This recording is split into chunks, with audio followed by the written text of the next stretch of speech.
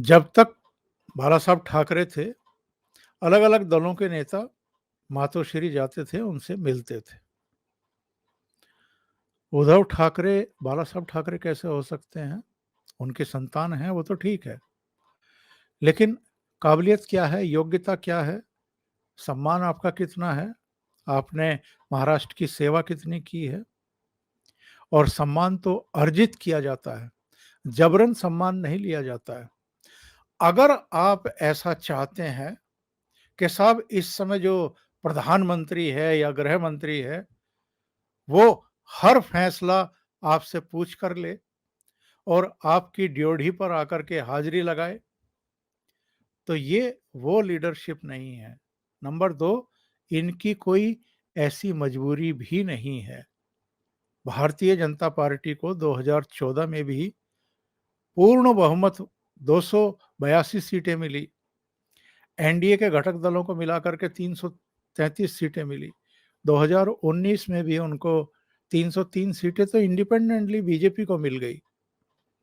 और एनडीए के जो भी उस समय घटक दल थे, जिनमें शिवसेना, अकाली दल, जदयू, 353 सीटें थी।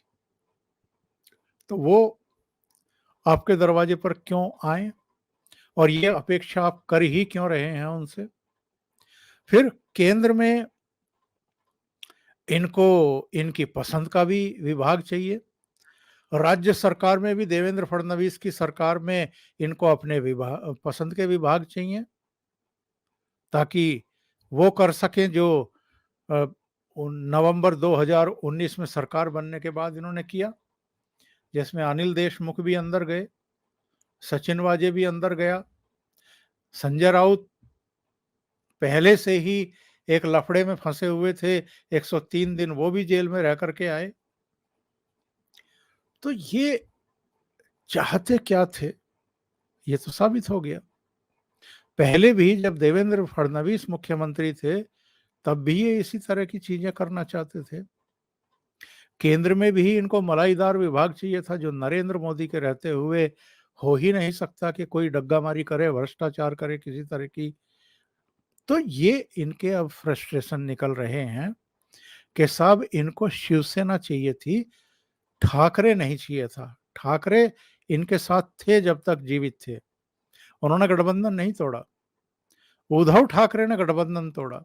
उद्धव ठाकरे की ईगो सातवें आसमान पर थी, जो इन्होंने बर्दाश्त करना मुनासिब ही नहीं समझा।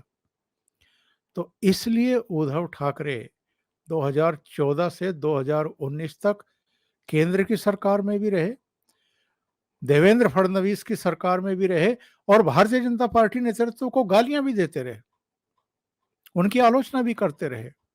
तो ऐसा राजनीतिक चरित्र देश में और किसी का नहीं है जैसा उद्धव ठाकरे का है। और यही वजह है, उद्धव ठाकरे ने जो कारनामा किया था नवंबर 2019 में, इनको सीधा करने के लिए, इनको सबक सिखाने के लिए ही शिवसेना 2/3 तोड़ी गई।